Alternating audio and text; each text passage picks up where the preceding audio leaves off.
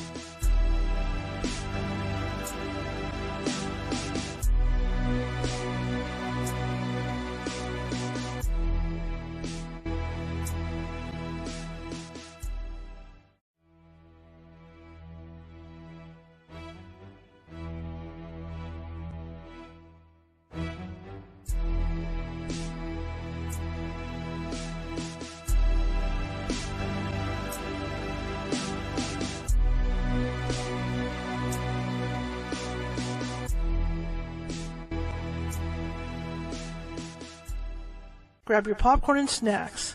Find a comfy spot, take a seat or lie down, and let me transport you to a place of fantasy, ghost stories, ancient legends, odd creatures, alien encounters, and other magical topics. You may even decide to join the conversation.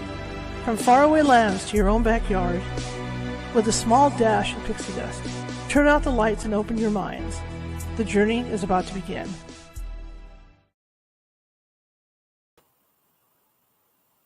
Good evening, everybody. How's everybody doing?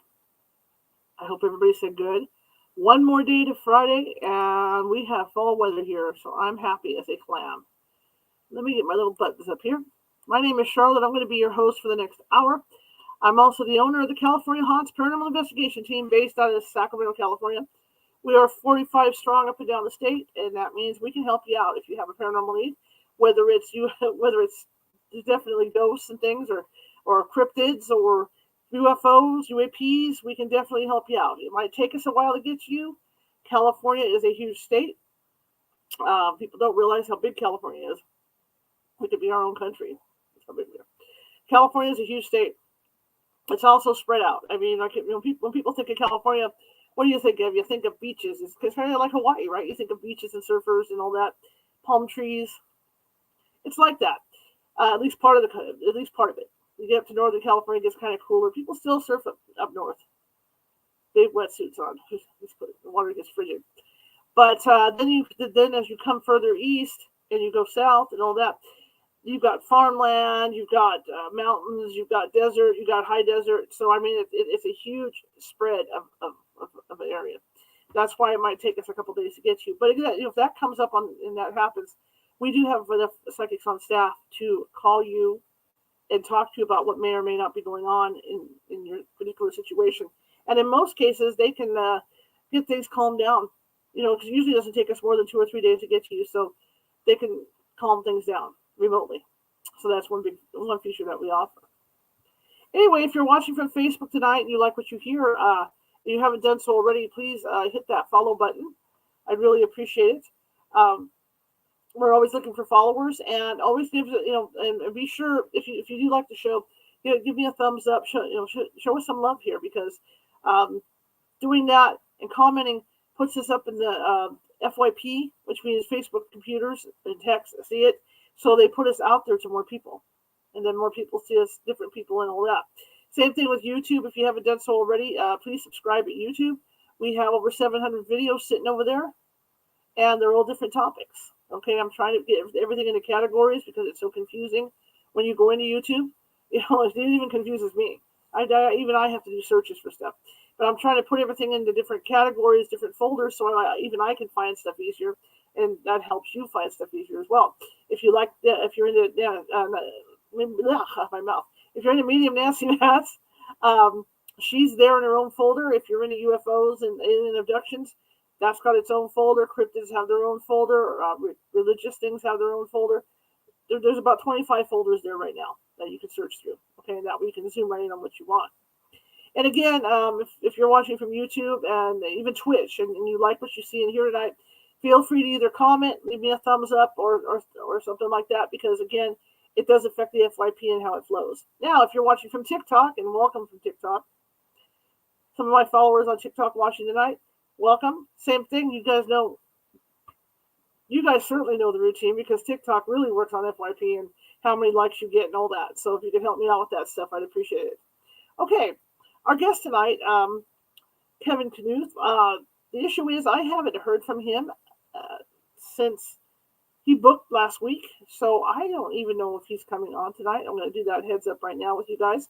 But don't fret if he's not going to be on tonight. I kind of plan to do a one-on-one, kind of like we do at TikTok, where we just do kind of a one-on-one and get to know and you guys get to know me a little bit more about me. I'll talk about some of the more interesting investigations, maybe some residentials that the team has done and things like that.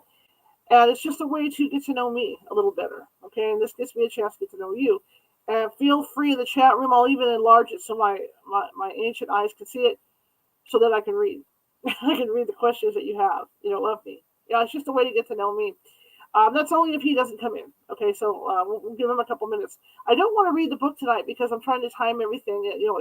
Every holiday season, I do read a paranormal Christmas book. It could be about St. Nicholas. It could be about anything. Okay, so I'm trying to time this down in the book. I'm trying to find a book right now and get permission to read. If not, we'll read last year's book. But because last year's book was pretty good, depressing, but it was good. So we might go back to that one if I can't get this other book that I want, that I have my eye on. I have to get a hold of the publisher and stuff to get permission. But I'm trying to time it for that. Behind Lynn Monet's book, we're going to have another. I'm hoping for another book from another author that we've read from before. So I'm hoping to talk. I haven't talked to her yet about getting her book, but I'm hoping behind this Lynn Monet's book, we're going to get that book, and then we'll slide into a Christmas book or a holiday themed horror / ghost tale blah blah blah book. Okay. So so either way, we're going to have that kind of book at the holidays. Either it's last year's or another one that I'm trying to get. But we can talk for a little while. I'm going to check email for the next. Let's give him about 5 minutes. How's that sound? And then I'm going to check my email every so often to see if he comes in. He is a professor, so he's got a real busy schedule. So, like I said, I didn't hear back from him. So, it happens to the best of us. But this will give me a chance. I want to talk about things that are coming for the paranormal team itself. I want to talk about things that are coming up for me that's going to help the show, that I'm doing to push towards helping in the production of the show and things like that, so we can, talk about that. So I'm not going to say how old I am. Let's just say I'm old enough to know better. You've heard your mom and dad say that kind of thing. I'm old enough to talk like my mother and father. My expressions are now, have taken on a new life to where I think and sound like my mother and father. You get to a certain age and you realize that they were right about things, right? And so you start to sound like them, and that's where I'm at. I'm old enough to sound like my parents, so I'm just gonna put it that way, okay? But I want you guys, to get to know me. I try to do these things on TikTok every once in a while, and it's hard for me. It's hard for me to open up. Even though I do this show, every day, I'm a very private person. I'm a very complex person. So I try, it's very hard for me to open up, but I want to try to open up more. I'm trying to get to where I open up more because TikTok, when you're over there, it's required, In fact, I can see myself doing some lives over on TikTok, and I see these guys doing it all the time. There I go. I tried to reset this thing, didn't have time.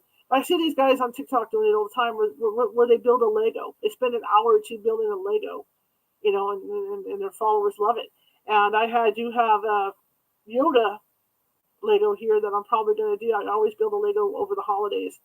So I'll probably do the Yoda, or I'll do a gingerbread house or something live, just to entertain, with both TikTok and you guys. Oh, I also have a Millennium Falcon model that my friend Monica bought me before she passed away. So I have that to build as well. So, there's stuff to do. So I'm going to do things like that. It's all ways to reach out to you guys, the loyal listeners and all that for the show, So it's going to be interesting for you because, but again, it's like I'm not going to do that very often, but it's just something to do. These big time creators that I follow on TikTok, I'm following, in their format and what they do because I figure they know what they're doing. They're over there, at the top of their game on TikTok. So, I'm just learning from them, and I'm still learning from them. In fact, there's one that I particularly talk to all the time, and she gives me a lot of advice. And if you ever get a chance and and you're into really offbeat stuff and kind of racy stuff, okay, but I always say we're PG-13, rated R between this show and what we do on these networks and TikTok. She's definitely rated R. Her name is Roxy. What is this? Roxy lower line, lower slash. I don't know how you say that. Roxy / Tart. You want to check her out. She's pretty funny. She'll go to Disneyland every once in a while, and then she does other stuff. So it's pretty fun with her. So I'm just give her a call out because she does help me with a lot. I'm forever asking her questions, about how much content creation I have to do and stuff because I'm new at this. I'm new at the TikTok gig, and so I'm forever picking her brain, and she's really good about talking to me about it. Anyway, it looks like our guest is a no-show, so that's okay. Okay, let's not hit the panic button here. So I'm going to talk about myself a little bit. Like I said, I'm not going to tell you how old I am. I'm old enough to, like I said, talk like my mom and dad now, and think like my dad when I'm out driving. This thoughts comes through my head. That's really right. It's really scary when that starts to happen to you, and you can realize, oh my God, I've turned into my parents. But I mean, that's just, it's all part of growing up. I did take care of my mom and dad combined for around 10 years, 10, 11 years. I retired from work as a journalist and photojournalist, very successful, award-winning photojournalist and journalist. I retired from that job to take care of my family, and I did. I still freelance for various newspapers around the state of California, but not as often as I used to. When COVID hit, a lot of those jobs dried up. A lot of that dried up, where people couldn't afford to do stuff anymore. And they learned, because people weren't out in the field working, they learned how to function without having a lot of other bodies out working with them. So some of the smaller papers, a lot of that dried up. So, I've been focusing. And it was funny because after my mother passed away and I was starting to gear up again to go out and work as a full-time freelancer, not only did the AB bill kick in, that messed everything up, but then COVID hit, of course. But my friends, one in particular, kept saying, well, you need to focus on the paranormal. That's what you do best. And I thought, man, I don't want to spend eternity being known for paranormal stuff. I'd rather be known as a writer. But you know what? Fate works in weird ways. And so here I am doing this. And this is pretty much a full-time gig for me to do. Because, I'm concentrating on Facebook, YouTube, Twitch, TikTok, Twitter, so I'm everywhere. In fact, there's a couple others that I'm going to be getting involved with, so I'm just going to keep expanding out. I'm also hoping that everything goes well. I've got everything turned in for my college application, so I'm hoping to get my my Pell Grants and all that to go to film school. And it's a goal I had when I went into community college. But I waited a while. I got out of high school and went to work for 10 years and then decided to go back to school. When I went to community college, I didn't know what I really wanted to do, and journalism came up as the last possible thing on my list. But I ended up going that way. But I took classes like recording studio engineering. I have certificates in photography. I've done all the photography classes. I've done portrait photography and all this, so I know how to do all that. I took stage classes. I learned how to do stage lighting. I learned how to do stage makeup. I learned how to do all that stuff. In addition to doing creepy things at Halloween. I was really created my own makeup effects and everything else for Halloween. So I had all that experience. So, I've always been kind of leaning towards a video photography kind of thing, in audio. And believe me, I've learned software. Even recording studio engineering, I've learned back then Adobe software, for recording studio stuff, which is how I'm able to do so well on the EVPs that my team gets when they're out in the field. I'm the person that does that. Just like the photography and the video, I learned so much about photography and lighting, and just even by taking stage lighting, I learned how to do that. I learned all about the different lighting and how it works. And so I'm able to go through these videos, just like you guys have noticed probably on all the formats, including TikTok. I've been doing critiques of different purported ghost videos. People seeing ghosts or they film them. Well, that's how I'm able to do that. That's the qualifications I have to do that. And that I've worked with video software. I've worked with Adobe software. I've worked with all the latest video software. Not just Adobe, but everything else. Everything they're using in Hollywood, I've used. Okay? So I know about video software. I know the tricks that people can play with that software to make it appear to be a ghost, or make it appear to be this or that, or make it appear that a door opens and whatnot. So I know about that, just like photography. I know about all the tricks that can happen with that as well. Audio too. If somebody's trying to mess around with audio, I can tell when they're messing around with audio. When I do EVP work for my team, I have created, and I'm using Adobe for that. When I do EVP work for my team, I have created folders full of sounds from over the years. You'd be surprised how much a wash machine can sound like somebody talking. It's true. A wash machine can sound like a voice. Okay, so there's different things in a house that you may not think of that could sound like a voice. So I have files of all these things. So when we do an investigation and we go out, and I'm listening to these EVPs with that my team have done, I go back and compare it. If I find that suspect, and I think, well, yeah, almost sounds like a washing machine or some kind of electronic thing, I'm able to go back and do a comparison file and look at the sound wave and see if it matches.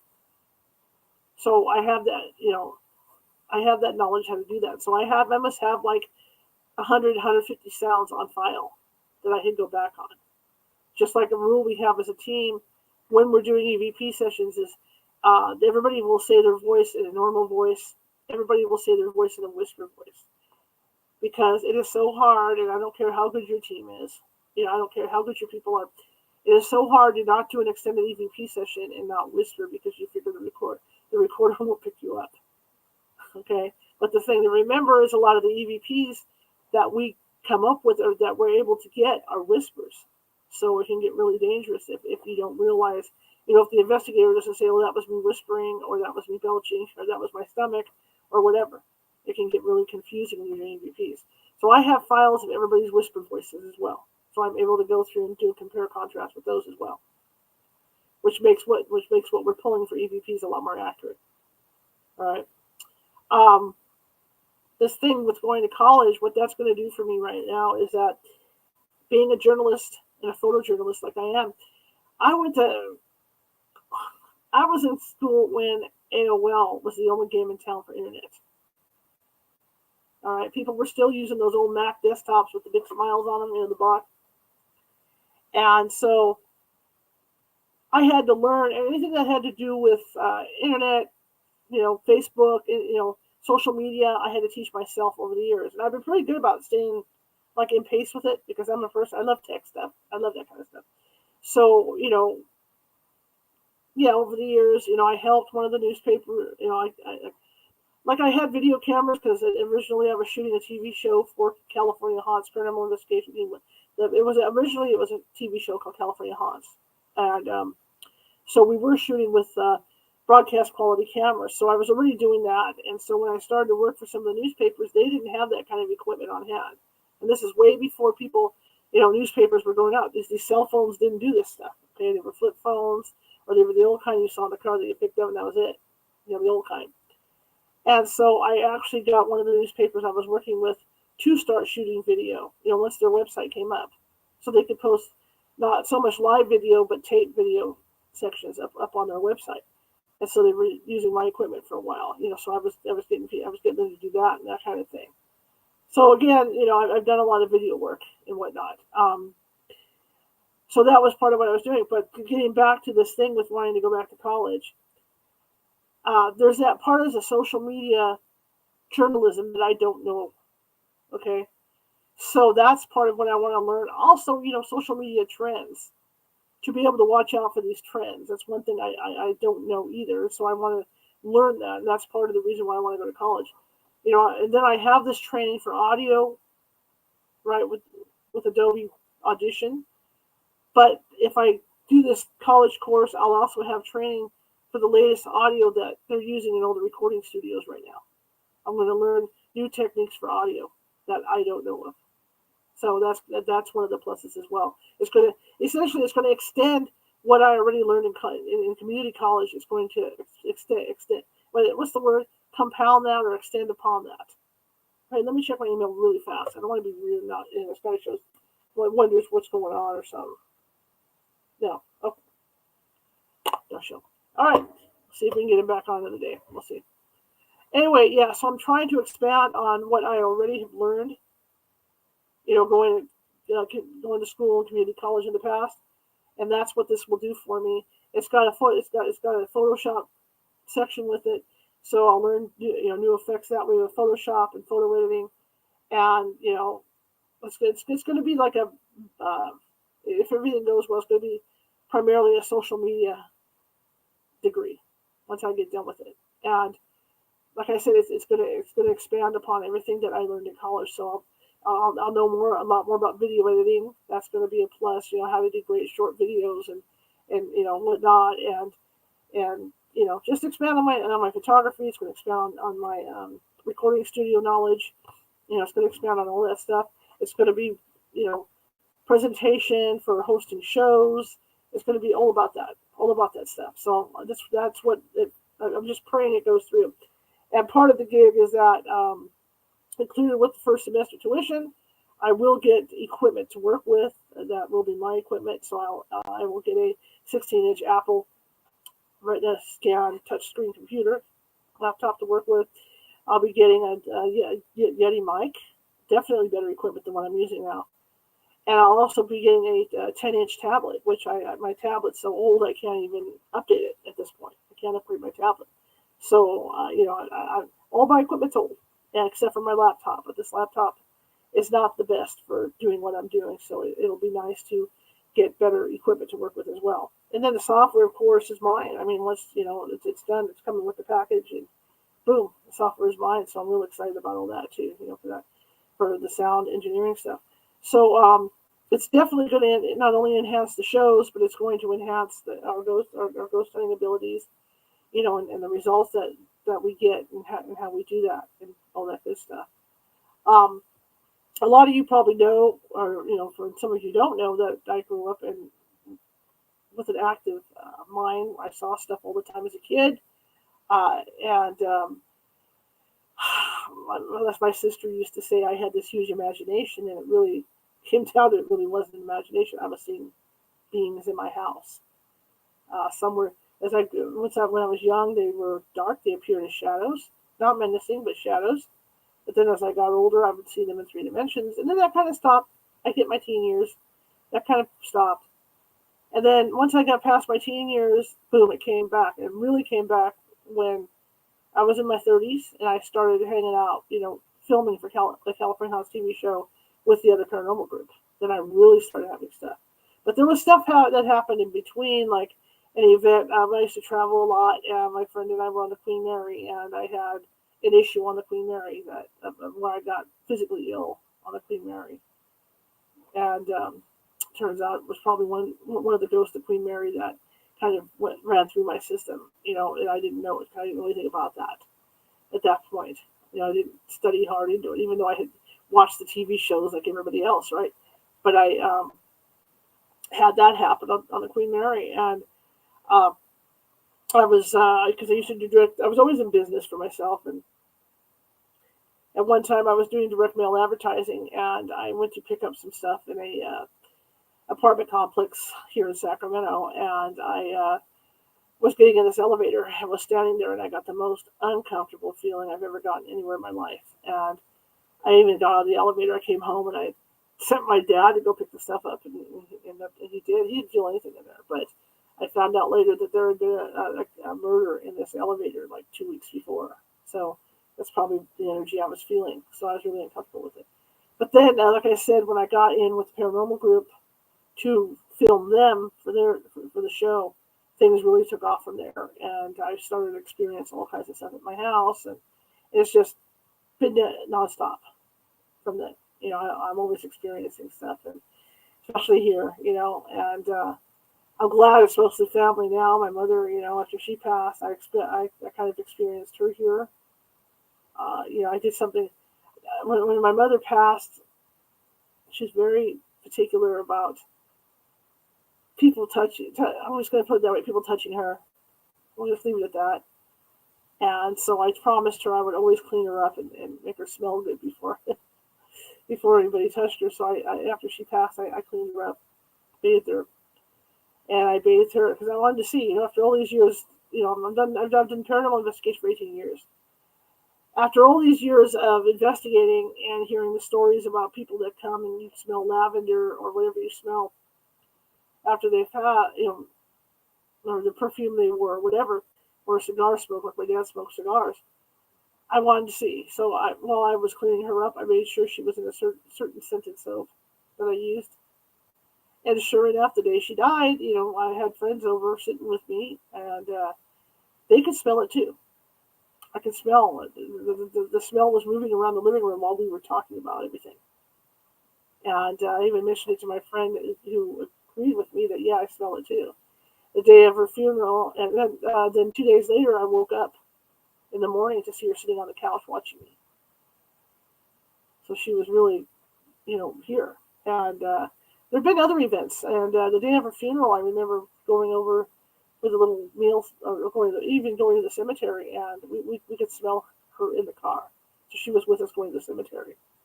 And she was also with us going to the after thing, for the food. Look at that, my hat is all crooked. Look at this. Okay, let me do this. I hate when my hat's all crooked. Okay, anyway, so she was in the car with us doing that. But I still feel her. I still smell her. Once in a while, I'll smell her in the hallway, or I'll smell her in the living room. She sits and watches TV. I'll be watching something on TV, and she'll laugh. I can hear her laugh out loud. Or like she used to do when we went to the movies, because she would get spooked at the movies. She would grab my hand and she would dig her nails into my palm. And so I'll be watching TV and I feel her dig her nails in my palm. So she's here. Halloween last year, when I got all my Halloween stuff out, I went out front to check everything out, and I caught a whiff of her. So she was out there checking that out, And it's a comforting feeling. And I'm glad I could smell that, because I know it's her every time when she's here. So anyway, and my dad's around, and long story short, my dad, we kind of had our moments, and I'm just getting to where I am forgiving. I'm just going to put it that way, of what went down. And but the funny thing about it was when I was diagnosed with congestive heart failure in 2018? Oh, I'm sorry, 2017. I've had it for a while. I think it was more like 2016. It's been a while. And I was scared to death. My dad had it. And I was here alone. My mom was here, but I was here alone because my mother had forgetfulness issues. And so I was here alone. And I remember when I was going in for my procedures and how scared to death I was. And I would go in I went in for this one where they put dye in your veins and stuff, so they can monitor if you see if you have a blockage or not. And every time I would go in, my heart rate would jump. I mean, it would really jump, and they'd have to pull me out. So finally, I even had like a Walkman to go in with, and it still didn't help. So I remember the last time I went in there, it was my last shot at it, because they were getting tired. It was like my 5th try going into this thing. I'm sitting in a little waiting room, and they had it. I think like a pop station was on the radio, and I'm sitting there in the waiting room, and I'm like, okay, I have to do this. Somehow I'm going to have to stay calm to do this. And the pop station changed. It changed to a big band channel, and I thought, that is just weird, right? And I thought, well, maybe somebody changed the station. I was kind of thinking, there's always possibility. And then this song came on, and it was my dad's most favorite song. And I knew it right then and there. It was my dad talking to me. Trying to calm me down. He was there with me. Leading up to my heart failure, I have a kitchen light that I couldn't keep on. The thing would blow out all the time, or it would blink constantly. And the kitchen light was positioned over this chair where he would sit and watch TV, and that's where he hung out. And that was happening all the time. So he has been here off and on. In fact, before I went into the hospital to get looked at, because at the time I have real bad allergies and I have borderline asthma. So at the time that I was diagnosed, there were a lot of fires. And I just figured that my breathing problems were because of the fires, the smoke. And I remember like sleeping in fact, it was when the studio wasn't in here and I was working across the way here in the room, I used to sleep upright because I couldn't breathe at night. And one day I walked in here, and I used to have those apps on the phone, which I don't have anymore. There's only a couple I use on my phone. The ghost apps for communication. I walked in here, the app was on my phone, and the message was, go to hospital. I thought, okay, that's really strange. Within a month, I was at Kaiser, and I got diagnosed. So I think that was my dad, trying to tell me that he wanted me to go to the hospital. So I have, since they passed, like I said, I have had more contact with my mother than my dad has occurred. And I can honestly say, too, that the activity, because this house was always active, especially with my ghost hunting and everything, that since my mother has passed, the house has calmed down 100%. There hasn't been a lot of activity. And if there is, it's usually, a relative. But I know my dad's here. The last few months, my dad has been here. So, does it bother me? No, it doesn't bother me. And I can tell when I go ghost hunting. I can tell if I bring somebody home that doesn't belong here. If they come from wherever I do the job at, because they don't act the same. It's kind of like your family. You can tell when an outside person comes into your house that doesn't know how to eat. A good example of that is I grew up with an Italian friend, and it was funny because to this day they still make fun of me and how I eat spaghetti, right? Because Italians eat spaghetti a certain way, and me, of course, me being me, half Mexican, half Hungarian, So I would go over there and eat my spaghetti, and the whole family would laugh at me.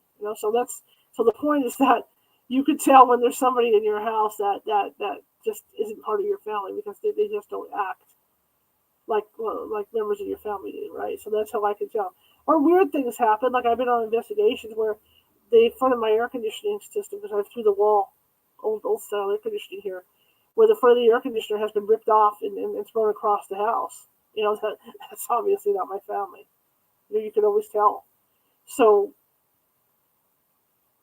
so that's happened. So that's what I mean. You can always tell when it's not somebody who belongs to your family. Or I picked up there's a Chinese restaurant down here on Arden, and just driving by, I picked up someone, and it came home with me, and there's stuff, sitting in the other studio over there, the big studio, and stuff was falling behind me. Stuff was being thrown on the ground, and that's definitely not my family. So I know, and I know the difference. But it's been an interesting ride, and with that, that's why when I go back on there and I think about my friend saying, "Hey, you should focus on the ghost hunting," and I thought, I don't want to be known for that, but apparently I am. So here we are, here we are at this show, and I'm very camera shy, and that's why part of it is, the camera puts weight on you, and that's why the mic is where it's at, because I really don't like this. I don't like my double chin. So I would rather not show that, in all honesty. I have a filter I use on TikTok. People laugh at me for the filter, but, if I was, and I look at it this way, I've been doing this for the show, 18 years I've been ghost hunter, probably 16 of those years, or 14 of those years, I've been doing a show in one format or another, with Block Talk Radio, and then I'm looking at my old logo up there, Block Talk Radio and Talk Shoe, and then finally over here, and it took a lot for me to make that decision to go video, because I'm a very shy, like I said, I'm a very shy person, and then I'm one of these people, I don't like the way I look on camera. I mean, that's why I'm a newspaper reporter, right? I don't have to get in front of a camera. That's the whole thing, But it's taken a lot for me to come out of my shell to even do this, to come out in front of people and do this stuff. It takes a lot for me to go over on TikTok and do that content creation. I love doing it. I love it. I have so much fun doing it, but it takes a lot for me to do that. And then getting back to the filter that I use over on TikTok, if I was doing when I was working for the newspapers, and let's say you took a picture of somebody, we don't doctor. Let's get this straight right now. Real journalists do not doctor photos. We don't do that for people. We don't cut things out of photos. We don't make people look better than they should. Yada yada yada. That's a no-no. That's a sacred no-no for journalists, photojournalists. And the only thing we would do is if somebody's teeth weren't as white as they could be, we would make their teeth white. That's what we would do. Nothing wrong with that. If somebody has looking teeth for the paper. But that's all we would do. However, magazines are a different ballgame. Especially, I just dropped off again to Mario. I tried to get this thing reset for the internet before I started and ran out of time. Didn't get to do it. But magazines are a whole other animal. Especially fashion magazines. Things like Vogue and all those magazines. There you get a lot of retouching. So my philosophy, and I know this is a crazy philosophy, My philosophy is, if I was a big time podcaster, and I mean I'm talking big time, big numbers, big money, big TikToker, yada yada yada, and a magazine did an interview with me, they would definitely be doing touch-ups. No questions about it. So I figure since I'm doing all the social media, it's okay to do that. Go ahead and use a filter. It's not going to hurt anything. You know, because it makes me feel better too. It makes me feel like I'm 10 years younger. At some point, the weight's going to come off, and it will. I've been having a lot of health problems, and it seems like one health problem is going to the wayside now. And so I'll be, if everything goes well, if I get another month of not falling ill to this other problem, then I'm going to really start focusing on dropping another 30, 40 pounds and getting back to where I used to be. Okay? It's just that my food intake has been really weird, and I've had to compensate, and no matter what I do to compensate. So anyway, I don't want to talk about that. So I've got all this experience with audio, I've got all this experience in video, I've got all this experience in photo, to the extent that when my mother passed, Monica Funk, who was my number one before she passed away, helped me build a studio in the other room. And I have a fully functional photo and video studio in what used to be my mother's bedroom. All the lighting is there, everything is there. So I have that capability, and I've used it for a few things on TikTok. And it's worked out really well in there. This is a smaller studio. This is a bigger room, but it's a smaller studio. There's 4 computers. Right now there's 4 laptops in here, soon to be 5. At some point with this show, as it grows, and I'm almost there now, I'm going to have a producer working behind me, behind the screen here. It'll be like the Wizard of Oz, with the wizard back there. And I'll have a working producer back there that'll be the 5th laptop added. But I have a video-only computer in the corner that does nothing but video. It's got all the big memory on there. But this is a bigger room.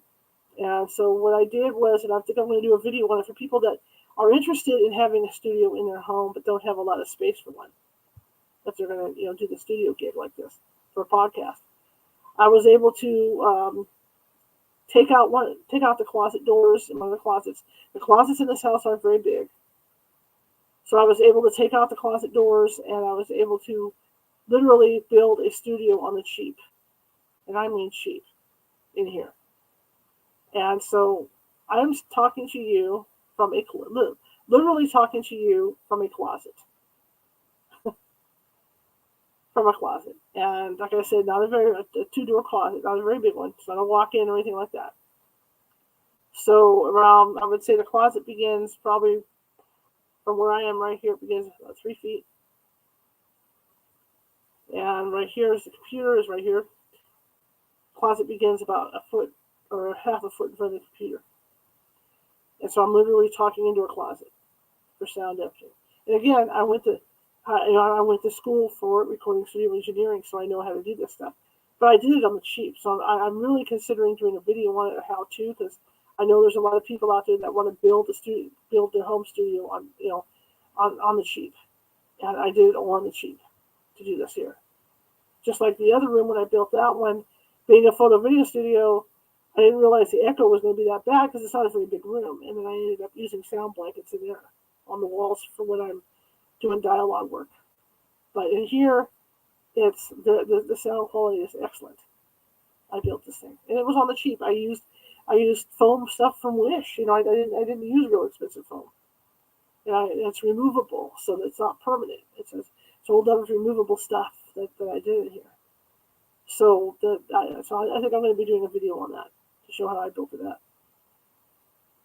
But like I said, everything I'm doing for college, that I intend to do for college, is going to be beneficial for not only the ghost hunting part of what my team does, but it's also going to be beneficial for this because I'm going to learn a lot more on presentations and social media stuff.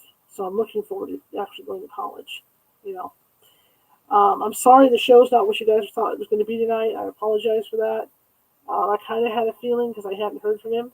I sent out 2 confirmations, and I kind of had a weird feeling about it, and So I kind of prepared myself for tonight, to have a chat. But yeah, it just happens. But that's a little bit about me. Like I said, you wouldn't realize it because I'm on the air all the time, and I'm teaching psychic development classes, and I'm doing all this other stuff all the time. But I'm a very, very private person. I like to have fun like anybody else, but I like to do my own thing. I've always got 2 or 3 craft projects going here, or I'm building things, or something's going on here all the time that I'm doing. In fact, as soon as it really cools down, back out in my backyard, I'm going to get my backyard cleaned up for the winter. Get all that stuff done. But I'm swinging into the holidays. I'm swinging into Halloween, so that means bringing the stuff out of the shed, doing dead things, get ready for my front yard. Always do a front yard thing. Day after that, knock it all down, start swinging at Christmas. Always do a Christmas display. So it's gonna be a busy next few months. Talk about investigations we've done. As a team, you do residentials. You don't like to talk about them all the time because, people don't want their private stuff out. Like every time I do the website, and I'm talking about a family. It's always a house in Northern California. It's always a family in Northern California, and we never ID where it is exactly or who the family is. But there have been some very interesting cases, and one we did within a couple of years ago, because there's COVID and everything. The last case we did was probably the last 2 or 3 months of COVID, and then I've started to focus on this because now once I went full time with this is my focus. I'm trying to get income generation going and all this to keep things going and whatnot. It's been a major focus. The team's going to start. We got a meeting planned for the end of September, and the first part of October.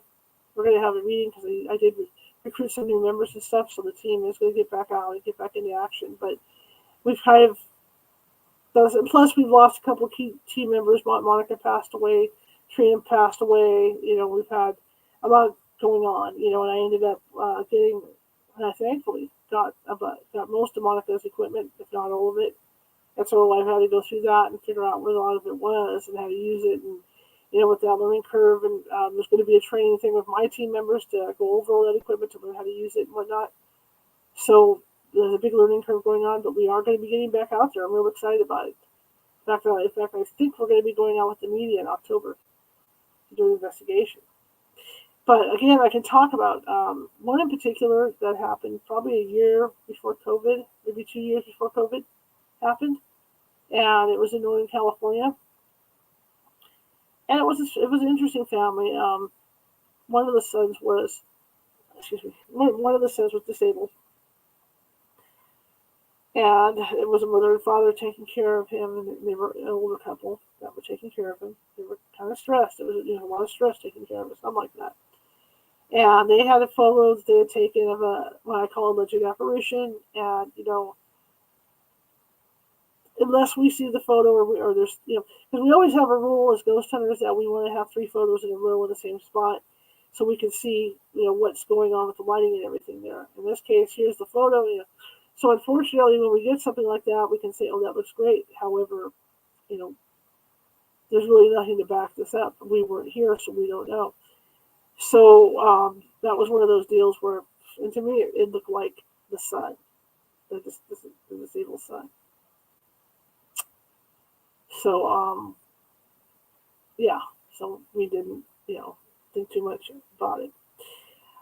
They were a very religious family, and they felt that there was a demon in the house. And as I walked around when we did the preliminary, because we always, we got a 100-question questionnaire when we go out, when we talk with people, and it's a very thorough questionnaire. In fact, I just added a bunch of stuff on there related to demonology. I'll interview somebody, and usually somebody else will walk around and take photos, get measurements on the house and room and stuff. We're very thorough when we go out. But on this case, there were only 2 of us there, so I let Jeff ask the questions, and I went ahead and did the walk around. And I was noticing that they had blessed religious photos on the walls, icons, up on the walls of the rooms. And I kept hearing them saying, no, we think it's a demon, this, that, and the thing. So I came out, and I was very honest about it. And I came out to talk to the husband and wife, and I said, look, to be perfectly honest, I see you've got crosses on your walls. You've got you've got religious photos on your walls. If this was a demon, those wouldn't be there. Those would be on the floor. You'd be having a lot of problems with that. They'd be knocked on the floor. And they were kind of shocked about that. I said, I realize you've had help from the church and all this coming out, but yeah, if this was a demon, that those wouldn't be there. I can pretty much guarantee it. So it was an interesting case because it's probably one of the longer cases that I've ever done where it's taken us a long time to figure out what was going on in this house. There was a lot of chaos. The father in this case had, I'm trying to say this nicely, explosive personality, I think is the best thing I could say about it. He was very pushy, very explosive, liked everything his own way, was very upset all the time. And the mother in the case, I don't know if she ever argued back. I never saw her argue back or anything with him, but she seemed to be the calmer of the two. And most of the events that happened actually happened to the father and the disabled son, things that were going on in this house. And I remember, I'm always open with cases. People can send me photos all the time, so I can look and see what's going on. They can call me all the time, so I can look and hear what's going on in the house. And so he would send me all kinds of stuff, look at like this bush in particular, how it was burned and dry, and the other half was green. And that can happen with certain diseases for bushes. There was a light in his garage that would shine on this desk, and he thought it was paranormal. And after going over there and taking a look around, it was a hole in the garage door itself where this light was coming through. We have some water real quick. So I was able to debunk a lot of stuff. What was interesting was he would have visions and stuff, and and that's where the question comes up when somebody says that, are you maybe this person's hallucinating or whatever, but he would have these visions and of like dead animal, of his dead dogs and things like that. And that's one question we have in our questionnaire is have you had any kind of medical procedures? Are you on any kind of medications for certain things? And it came up in the first conversation that we had with him that he had a brain tumor, and he was still medicated for the brain, for this. And as he started to tell me the things that were going on in the house, the alarms were going off in my head. And I thought, this almost sounds like he may have another brain tumor. And at that time, I didn't say anything to him. I just let him tell his story. We were there about 3 hours, and he told his story, and he would argue with his wife, and just his personality. I'm just talking majorly explosive. And I talked to the son, because a lot of the stuff would happen when the father and the son were in the same room. Because the father would say the son's eyes turned red, and all this was going on, and things would move about. He really thought it was the son, or quote unquote, it was a demon doing it. And then when I brought up the fact that I didn't think it was a demon, he got really angry, to the point that I said, sir, I can't talk to you when you're like this. We're going to have to leave. And then he calmed down. And so I brought it up to his wife, and I said, maybe he should go see a doctor, because something's going on here. He's acting irrationally, and maybe he's got another tumor. And she said, well, I don't think so, but I'll see if I can get him to go in. So we went out to the investigation. It went all right. We had to leave at some point because he became irate. But we did do, some ITC work with water, where you shine a bright light on water and you put your finger in the water and you stir it up, and the psychic will ask questions. We did pick up some images from that. I picked up a gentleman with a mustache. I picked up Winnie the Pooh, which turned out the Winnie the Pooh that I picked up was sitting on the floor of the son's bedroom. Things like that, and so we went out, we did that, and Still couldn't figure this thing out. I mean, it was really perplexing. I just could not. I was just banging my head against the wall with it. Um, and then it all clicked one day, and she called me and said, "Well, we went to see the doctor, and he does have a tumor growing." And I went, "Really? And where is this tumor located?" Went into detail, talked to them about it, and this tumor would in fact cause hallucinations. So the voices he was hearing, because that was one of his chief complaints, was he was hearing voices, and he would see things in the house, and et cetera, like when his son's eyes turn red and all this.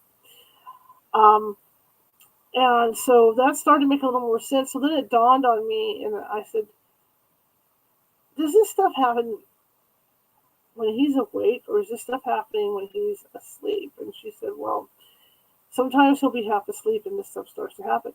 And then it dawned on me that it could be poltergeist activity. That because of his anger. Because I'm telling you, this gentleman was angry like all the time. And so we made one more trip out there.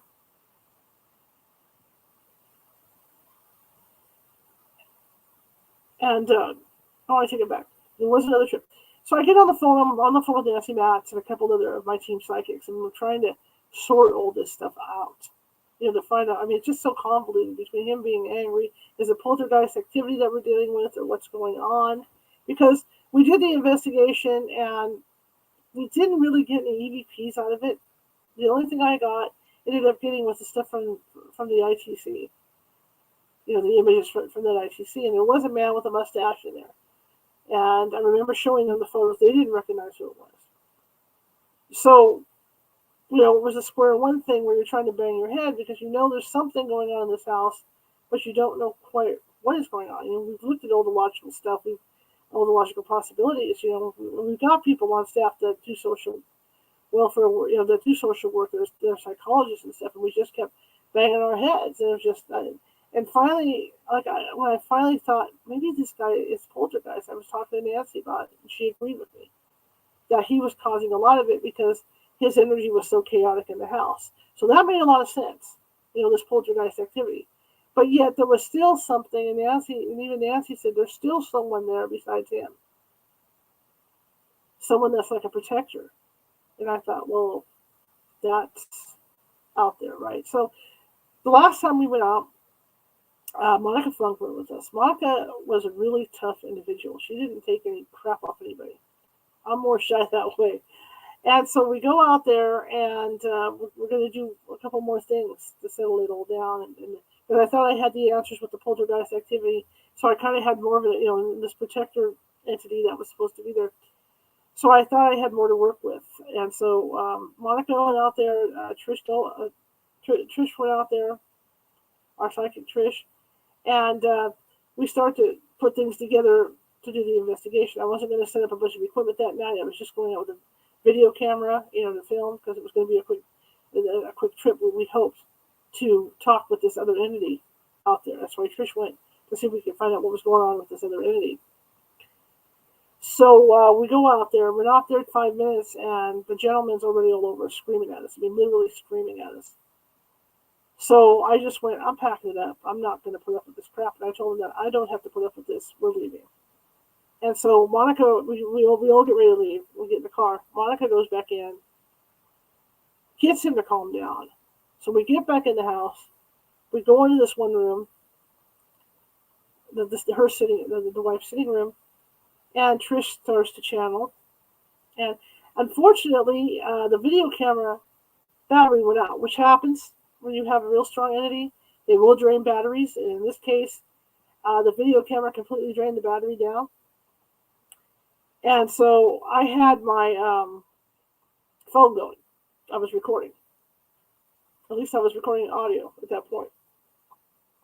But I didn't think I needed, Anyway, so Trish starts to channel, and she picks up on this spirit of a younger man in his 20s. And he starts to talk to us. She's channeling him.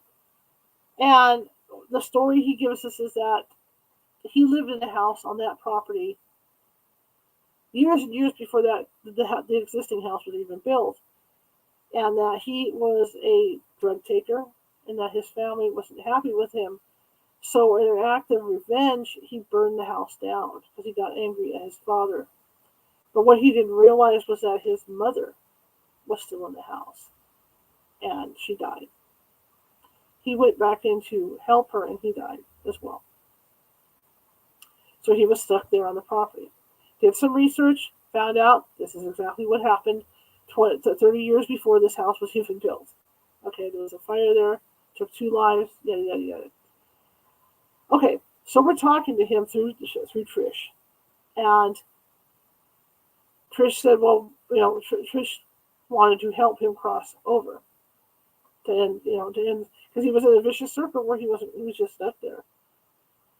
And he said he wouldn't because he was protecting the son, the disabled son. Now, right away, my antenna go up, and I'm going, okay, what are you protecting the son from? Because I'm thinking, well, there's another entity here or something he's protecting. This kid was afraid of the father. Okay, this goes back to a father thing, right? Because his story is that his father didn't like him on drugs, and there were problems in the house, right? So, and this kid was protecting the son from the father, because the father would have these not violent, but he would have these rages where he would scream and holler and everything. And at that point, everything made sense. It wasn't a demon that the father was hearing and seeing. It was this kid ghost, and he was running interference for the son. So at that point, and then I'll have to put the tape, because I can play it for you. I'll have to find it. I have it in my archives. I'll have to find it somewhere on a hard drive. So at that point, we convince him. I start to talk to him. Monica starts to talk to him. The team the other team members that were there start to talk to him, to convince him that, hey, it's okay. We know what's going on in the house. We get it with the father. That the father has a medical ailment going on that's causing him to be this way. And so we were able to convince him to cross, that his mother was waiting for him. Plus he had the guilt, from burning the house down. So the way it went down, and this is what's interesting when you work with somebody that does channeling work. Trish is sitting in this chair, and we start to talk him over. Where your mother's over in the light, she's over off to the left on this wall. Oh, all of a sudden Trish puts her hand out, because that was my thing. I said, reach out, reach for your mother's hand. She's reaching for you. Trish reaches her hand out. Well, it's him, but Trish reaches her hand out. And then she stands up out of the chair. And it was one fluid movement. It wasn't like somebody getting out of a comfy chair. It was one big fluid movement, like she was being pulled forward, like something pulled her forward. So it's like something pulls her out of the chair. She's standing there and starts to walk forward. And Monica and I are watching this. In fact, Monica's coming in behind Trish to make sure she doesn't fall down. She takes 2 steps forward and then falls back into the chair. At that point, I go, Trish, are you all right? Yeah, I'm fine. I said, well, what's going on with him? He's crossed over. Okay. So that part of the day was done. So we go back out, take a little break, gather our thoughts, go back in, and we're talking to the family. And the disabled boy comes out. Gives us a huge hug and thanks us. Because he no longer sees this young man. Because he can see him all the time. So he no longer sees this young man. So he's hugging us. And so we go in, I'm talking to the family, did my report, because I had my report ready to go at that point. Sat down with them, went over all the results that I had. The father agreed with me that this was going on in his head and that he was going to get checked, have all this looked at. And never heard another word from them. But that, that's the kind of investigation that makes you feel good to do it, because you went out and you accomplished something. You figured out what was going on, and you were able to help another soul cross. And that's what it's all about, is being able to go out and do stuff. I mean, when you go out on these things, and that's one thing I always am explicit about with these teams that go out just to go ghost hunting and to say I'm a ghost hunter. When you go out and you start doing residential investigations, you're playing with somebody's mindset. You're playing with someone's mental state. You don't know what's going on in that house, mentally or whatever. I mean, that's what you have to sort out. You have to be a detective, a literal detective. You have to have people on your staff, or know of people that aren't on your staff that can help people like this. Whether it's psychologists or whatever. I mean, that's your responsibility. That's horrible. You're going into somebody's house. And you just can't go out there going, ha ha ha, it's a ghost. Yeah, okay, I figured this out. Have a nice day. That's not how it works. It's a very serious thing. Residential investigations are the most stressful thing a team can do if a team is serious about doing them. Because by the time they ask a ghost team to go out, they've exhausted pretty much everything. They've done. Because everybody sees these ghost hunt shows, so they know what to do. They know to check for common things that would cause this activity to happen, right? So by the time they call you out, they're out of answers. Now it's your turn to go out and either debunk the stuff that's going on, by finding natural causes for it, which we do. I have people that do construction on my team, and they know what to look for in houses, wiring, whatever, that could be causing it. It's your responsibility to go out and really, really figure stuff out. That's why I have the staff that I do. I have I have nurses on my staff. I have psychologists on my staff, social workers on my staff. Because I don't want to screw up a case and mess up somebody's life. I don't want to do that. Did a case out in the Bay Area. This older woman was seeing things. Guess what? They changed her medication. Simple question. What medication are you on? And how recently have there been any changes to it? And the medication was causing her hallucinations. You have to do that. You have to sort through that stuff. It's not a game. It's not a game going off these things. And if you think it's a game, you're doing it wrong. Stick with hotels, because all you're going to do is do damage. All you're going to do is do damage. When you find a paranormal team, ask for references, because you want an experienced team. I'm not just saying that because my team is my team. Okay, not every team is my team, but I'm just saying this. Doing this 18 years, you have to be careful. And take a look and see how long these teams have been around, because a lot of the time, a lot of paranormal teams don't last. I mean, I've been doing this 18 years, and there's only 2 other teams in Sacramento that have been around as long as I have. The rest of them have come and go. There have been anywhere from 5 to 10 to 15 active teams in this area. And there's only 3 that have consistently been here. That's what you have to look for too, is how long they've been here. Just to be careful with that. What you get. But it is so, so important, because you are dealing with people and their mental states on these cases. It is so, so important to be able to do that, and to be a good listener, and to do your research, and to go over the evidence. It may take you a month to go over that evidence. It's not like TV where they're gonna do it overnight, and then you go out there right away and say, okay, here's what we got. It may take you a month or 2 to go over that evidence, to really go over it. When I do those things online that I've been doing, looking at people's ghost footage, I just don't nastily go, oh, this looks fake. I'm just gonna say it's not a real ghost. I don't do that. I've always had an open forum with my team. If I find an EVP that sounds interesting, or if I see something on camera that looks interesting, I will send it to 3 or 4 of my investigators to look at too, to get their opinions on it before I even come up with anything. At the end of the investigation, when I take that report out, the 47-page report out to the client, I've had 2 or 3 people look it over with me, plus the medium that went out is going to sign off on it. All eyes. Because I don't want to make a stupid mistake or a mistake that's going to hurt somebody. I don't like doing that. So I'm the same way with these things. In fact, I've got a couple I'm going to be working on tonight for TikTok. I do the same thing with these. I will ask my investigators to look at it as well to see what they see with it.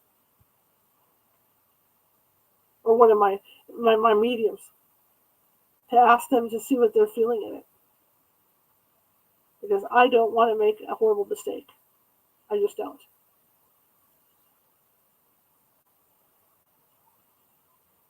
People's mental states with this stuff can get so messed up. So messed up. Okay, well, that was it. That's me chit-chatting for an hour.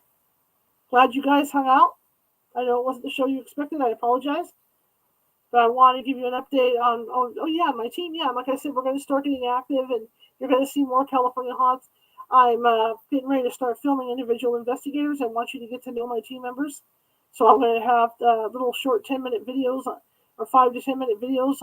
Each investigator is going to be talking about themselves and their experience. So you get to know my investigation team. Okay, and I think it's a good way to bring us back out and let people know that we're not just about running around in the dark looking for ghosts, right?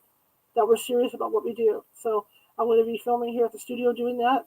So that's going to get going, and lots coming up, and get these investigations rolling, and maybe get, like I said, get a couple media runs for Halloween, and for the Halloween season and all that good stuff. So you're going to start seeing more and more of the California Haunts team. All right. But I just wanted to share some stuff with you and be very open with you guys. Like I said, I'm learning how to be more open because that's part of doing those TikTok lives where I have to learn to be more open. So I've been working on doing that. Tomorrow's guest, I will not be here.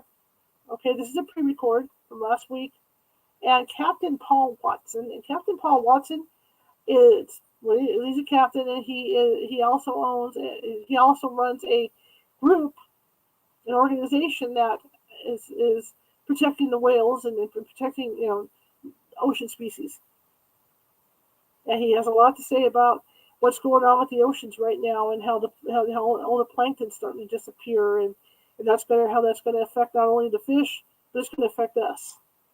All right, we talked about whales and going after the different countries that go after whales and stuff, and the tuna fisheries. So I think you're going to enjoy that. That's going to be a YouTube thing. In fact, as soon as I get off here, I'm going to be uploading that to YouTube. That's been over at the Patreon site for the Patreon members to see. But it's going to air tomorrow, 6:30 p.m. Pacific. And Captain Paul Watson is my guest.